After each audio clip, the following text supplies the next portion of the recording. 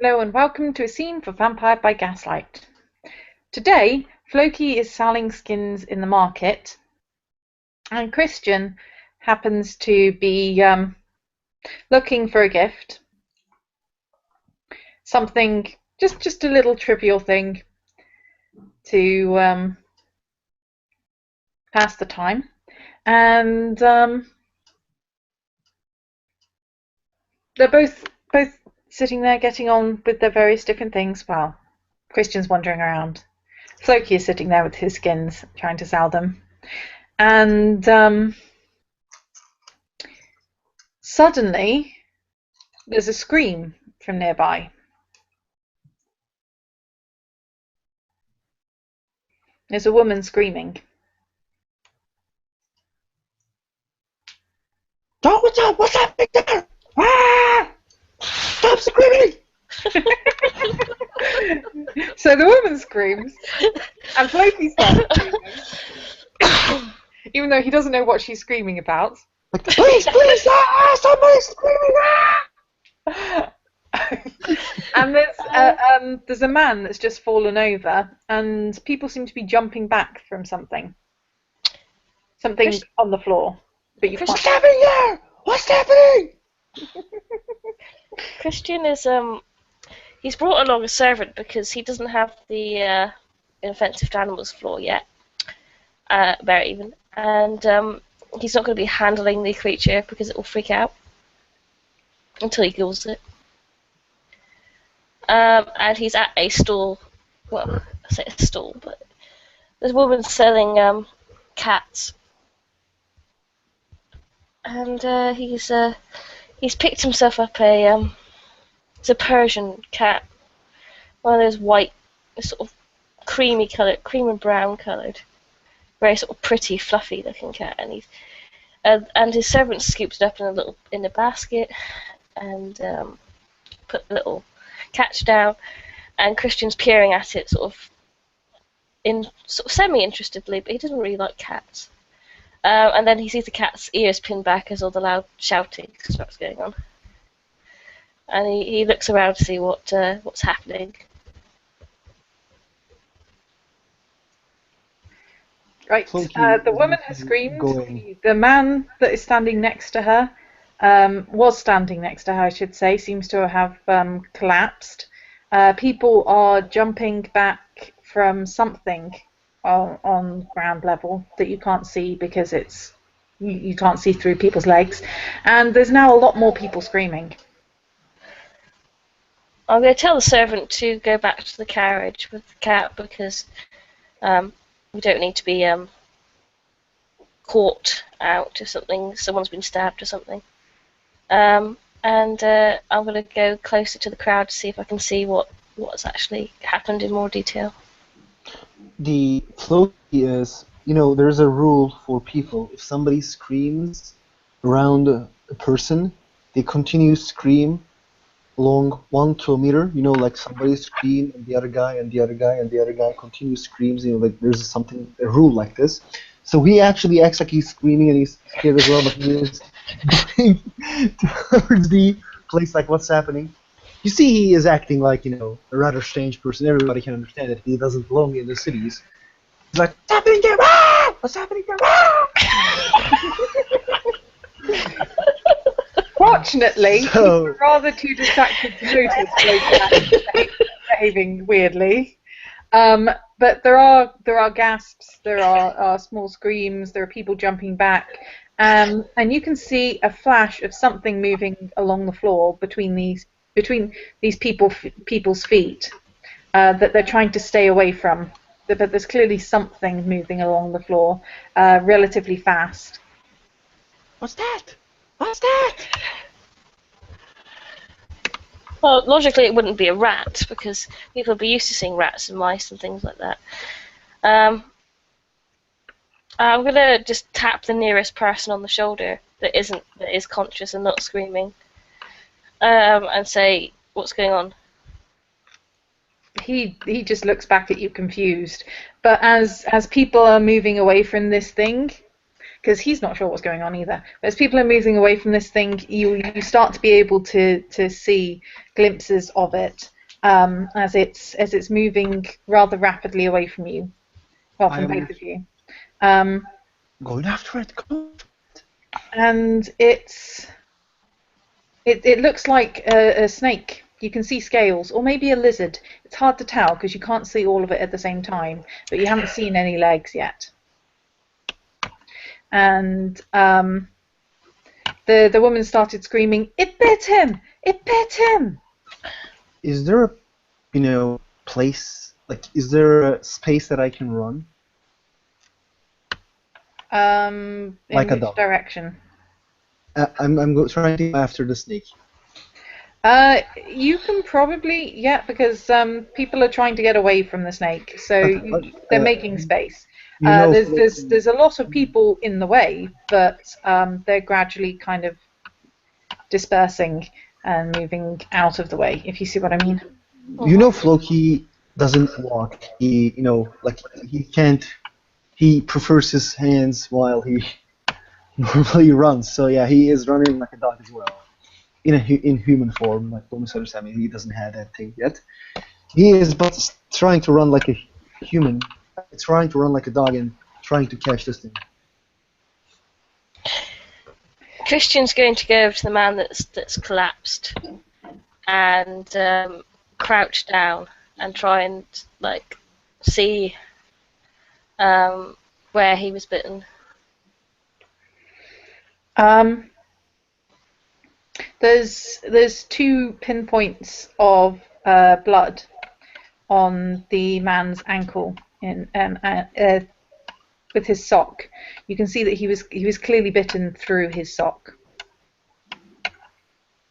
and now the snake is slithering off somewhere.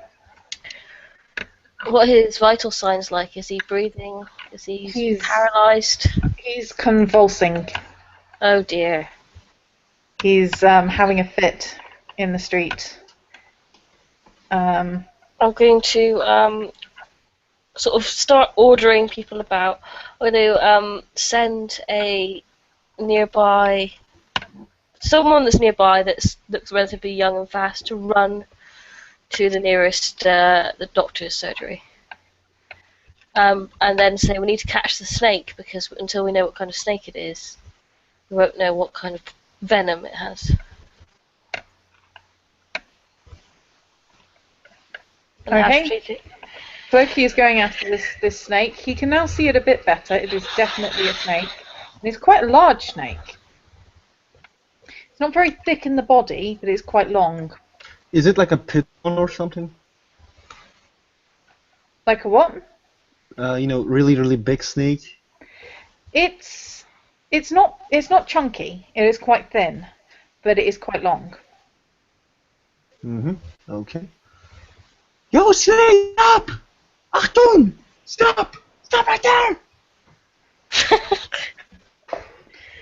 there! People are diving out of the way of this snake, and the snake is slithering away.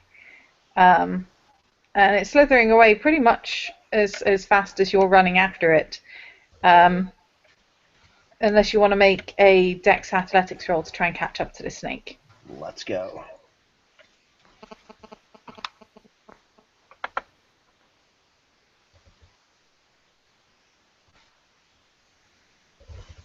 And I feel like a boss. Wait. I have kept like balance. I didn't.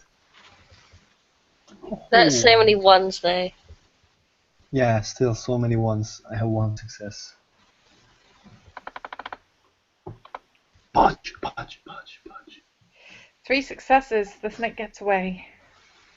It slithers into a sewer drain. There's not many sewer drains, but this side of town there are some. Some areas of town there are no drains at all. Okay, in this area there is some, and it manages to slither into the sewer drain, and obviously it's smaller than you are, so it can fit. I am going to try. He is going to just do like this, which he is trying to use, the Animalism 2, and get the snake back. You know, like he is summoning the snakes around him, and there's no snakes in the town, so he's actually just like, like he probably, you don't see a lot of snakes at town. So Not many. he thinks that this snake is normal, so he tries to use animalism. Like, come back, come back. I'm rolling, but I think I'm going to fail. But this is something else. I think. 4 successes.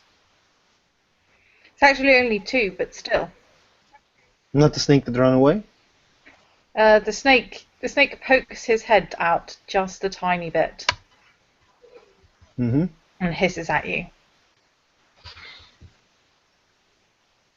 What are you doing? Why did you do that? Why not?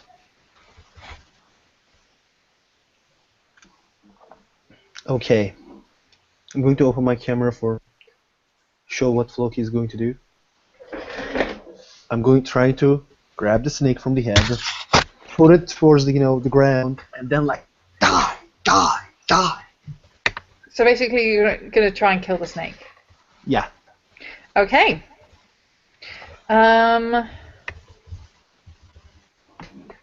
Make me a dex brawl roll.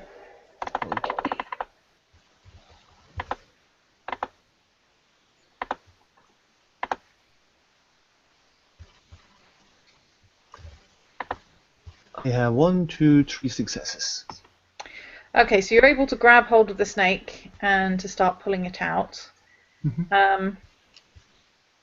Now, roll your damage.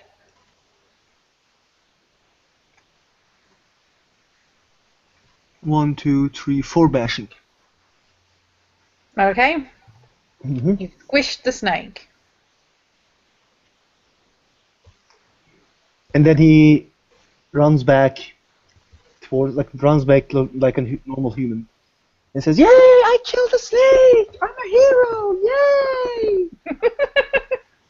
Yay!" Like he is like, in his hand there's a snake. Yay! The Christian sent for the doctor. The closest doctor in the area is Dr. Crawley. Excellent. Who is a good is lucky. It's lucky for this individual that Dr. Crawley was called, because he's quite the expert on venoms and tropical creatures. And he doesn't arrive to the scene with any real haste. He does walk briskly, but he doesn't he seems to be sort of an air of calm and cool as he scans the immediate crowd and pushes people back away from the man, telling them to disperse because they don't need to all stand around here. And he turns his eyes towards Floki, who's holding the snake.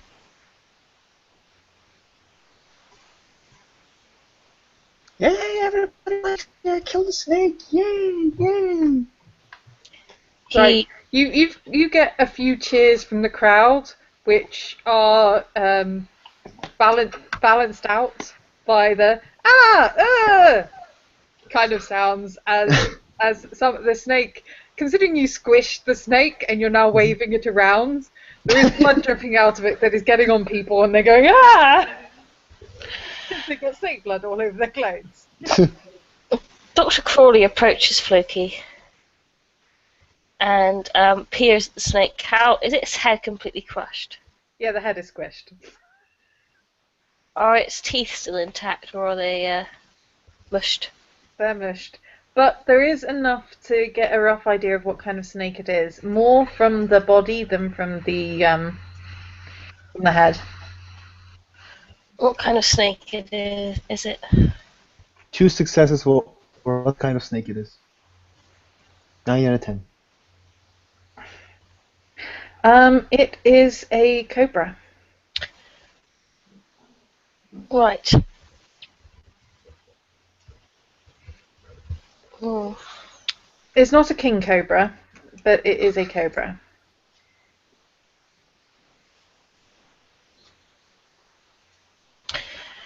Okay, Dr. Corley's going to sort of scowl a little bit at Floki because he's crushed the venom areas of its mouth. But no matter, as he very luckily for this chap and the fate dice has some anti-venom in his bag.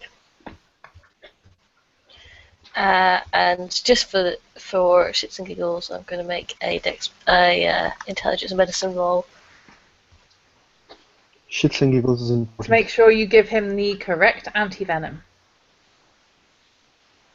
I think I'm fine. Yeah. He's going to spend a couple of days recovering in the hospital because his foot is now twice as big as it was, and old-fashioned anti-venom is not, especially generic cobra anti-venom, is not as good as specific to the individual species. But you would not be carrying the individual species around.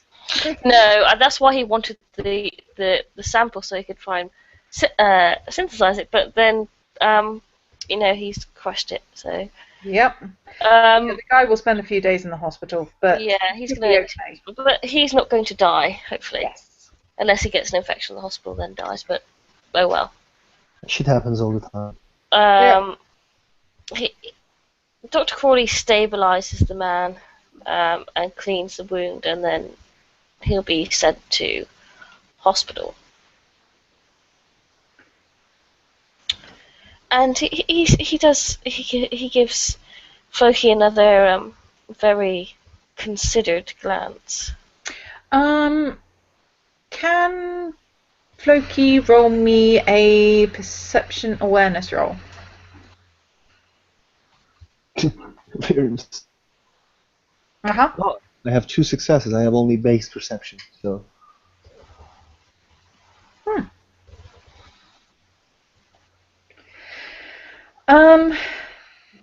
You might notice he's a little bit stiff, a little bit.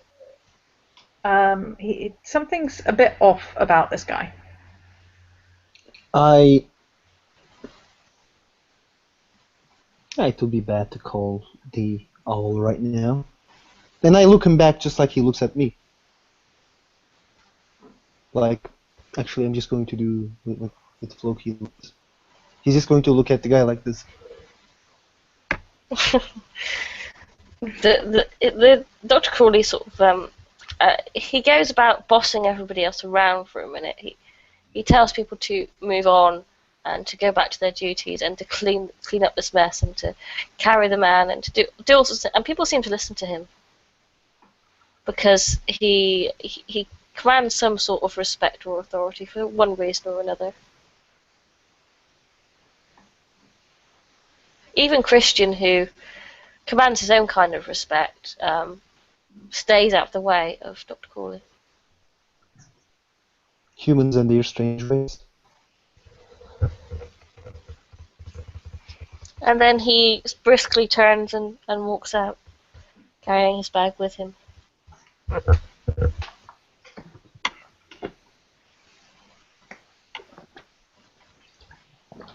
Floki is getting the snake with him towards his shop. He goes back. He,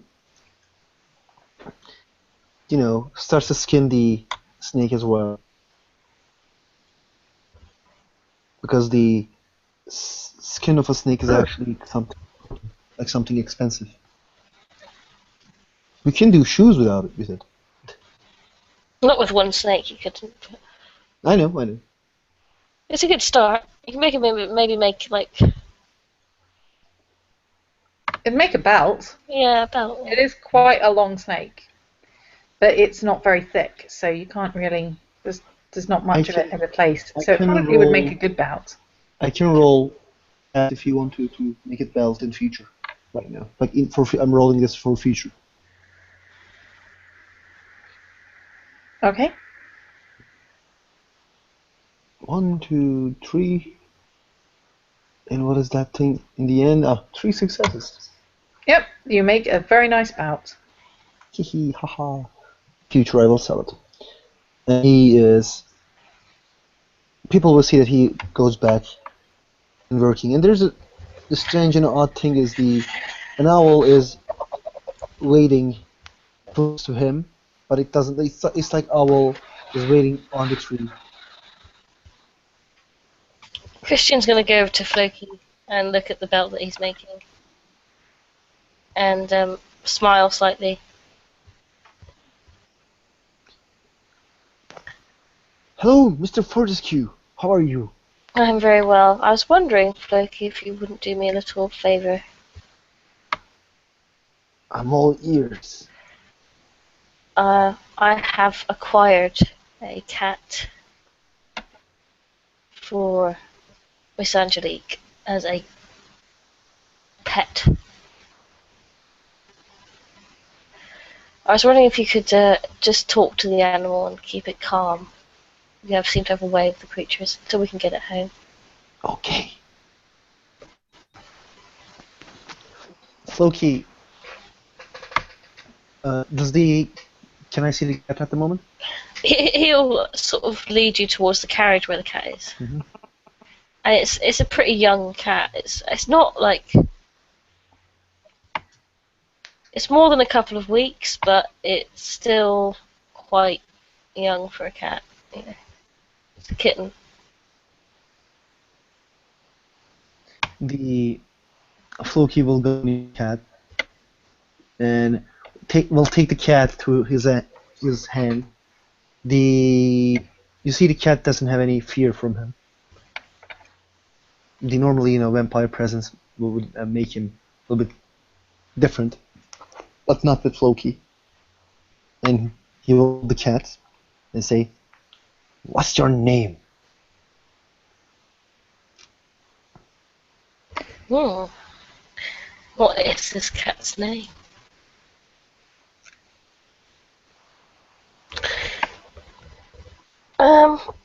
It's going to be something complicated. The cat has a bit of an accent. Male.